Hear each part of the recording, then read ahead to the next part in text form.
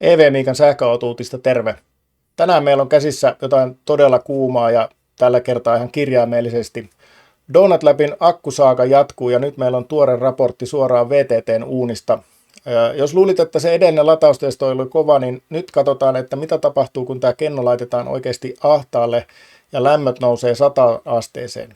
Kannattaa katsoa tämä video loppuun asti, koska nämä uudet tulokset antaa meille taas ihan uusia palikoita siihen kysymykseen, että onko tämä oikeasti mullistava solid state akku vai jotain ihan muuta. Mutta ennen kuin hypätään sinne VTT:n uunin puolelle, niin otetaan nopeat vinkit sponsoreilta. Jos lataushommat kotona mietityttää, niin tsekkaa nordicplug.fi. Sieltä löytyy kaikki latausasemat ja tarvikkeet ja koodilla EVMiika saat vielä 5% alennuksen. Sitten on Markus IF-vakuutuksilta. Sähköautojen vakuutuksissa on oikeasti älyttömiä hintaeroja, joten tee itsellesi palvelus ja pyydä Markukselta tarjous. Siinä voi säästää pitkän pennin.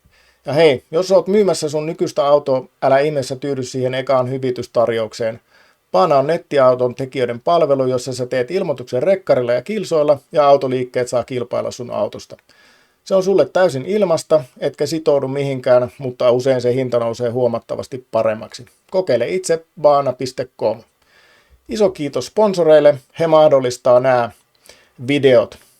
Noin, eli tässä on nyt sitten tämä uusi testi. High temperature, eli korjaan, tässä on tämä uusi testi. High temperature, eli korkean lämpötilan testi. Ja tässä testissä ne käyttää, otetaan täältä kuvat, eri kennoa. Siellä DL2. Ja tässä viime viikon testissä oli DL3. Eli eri kennoa kuin viime viikon lataustestissä. Tämän uuden testi on tietenkin DL2 ja viime viikolla oli DL3. Eli nyt saatetaan miettiä, että miksi ihmeessä ne vaihtelee näitä yksilöitä.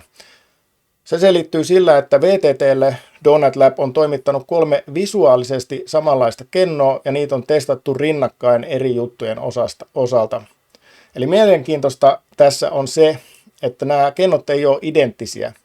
Tämän DL2-kennon akkukapasiteetiksi mitattiin tuo 24,9 ampeerituntia, eli tämä oli se korkean lämpötilan kenno, ja viime viikolla taas sitten testattiin DL3, ja siinä oli peräti 26,1 ampeerituntia.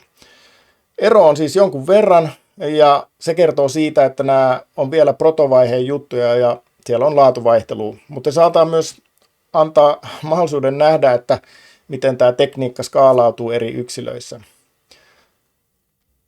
Tässä raportissa on sitten kyse, tämän viikon raportissa siitä, että miten tämä kestää kuumuutta.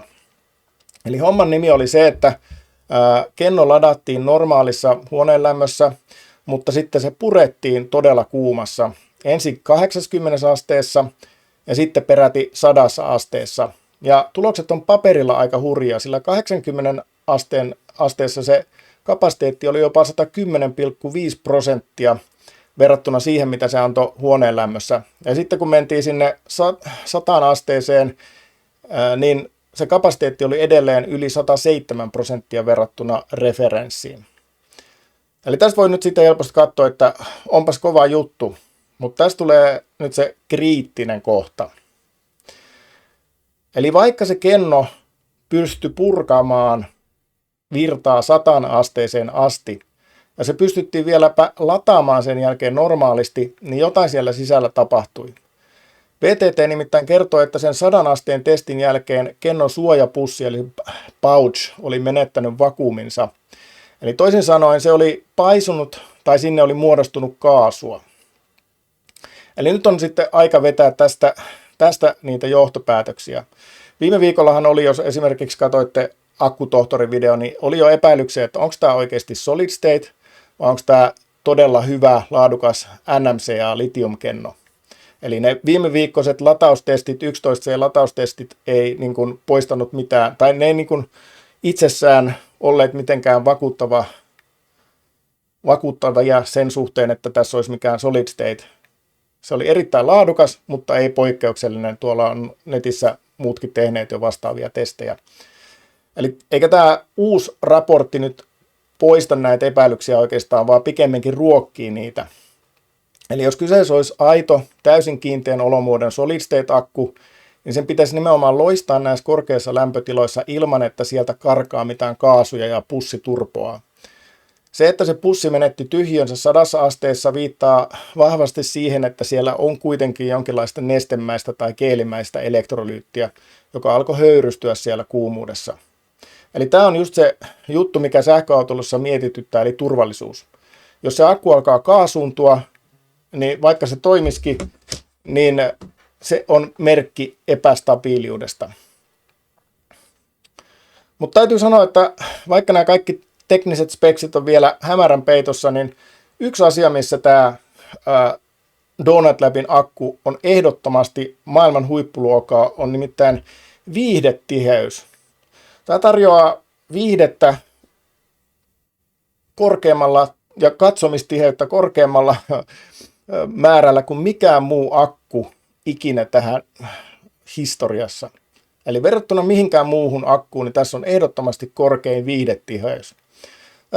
Tässä saakassa on nyt enemmän käänteitä kuin huonossa Saippua-sarjassa, ja minä ja monet muut selvästi seuraa tätä tosi suurella mielenkiinnolla.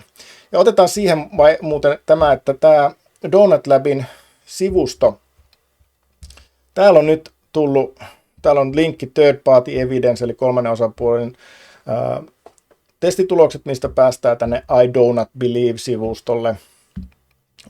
Ja täällä on nyt sitten myös tullut, täällä on nämä kaikki esimerkkikeissit, mitä, mutta täällä on Innovators Program ja muuta kaikkea tämmöistä. Ja täytyy, niin kuin, jälleen mä sanon, että mulla ei ole omia rahoja tässä mitään kiinni, mä en ole saanut heiltä mitään, en ole sijoittanut tähän ja suosittelen myös erittäin suurella varovaisuudella tähän suhtautumista, jos itse harkitsette tähän sijoittamista. En tiedä, millä tavalla se on mahdollista. Lupaukset on suuria, mutta vielä ei olla nähty mitään ja itse en ymmärrä, että minkä takia näitä tuloksia pitää tiputella tälleen viikoittain.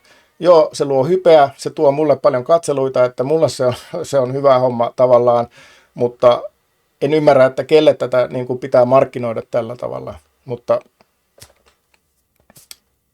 ehkä Donut Labilla tiedetään. Mutta niin, eli nyt tiedetään, että nämä kennot vaihtelee yksilöittäin, ja tämä DL2-kenno pärjäsi kuumuudessa loistavasti, mutta se fyysinen kestävyys, eli se pussin vakuumin pettäminen, jättää isoja kysymysmerkkejä. Seuraavaksi odotellaan taas uusia testejä. Sinne on taas viikko aikaa sinne, kunnes uudet testit tulee ensi viikon maanantaina taas. Mutta mitä te olette mieltä tästä kaasuuntumisesta? Uskaltaisitko istua semmoisen akkupatkeitin päällä, joka saattaa paisua, ja jos hälytysjärjestelmää tulee joku häiriö ja lämpöt nousee? Pistä alas kommentteihin sun ajatukset Donut Labin uudesta akusta ja kaasuuntumisesta. Kiva, kun katsoit videot ja nähdään taas seuraavalla videolla. Moikka!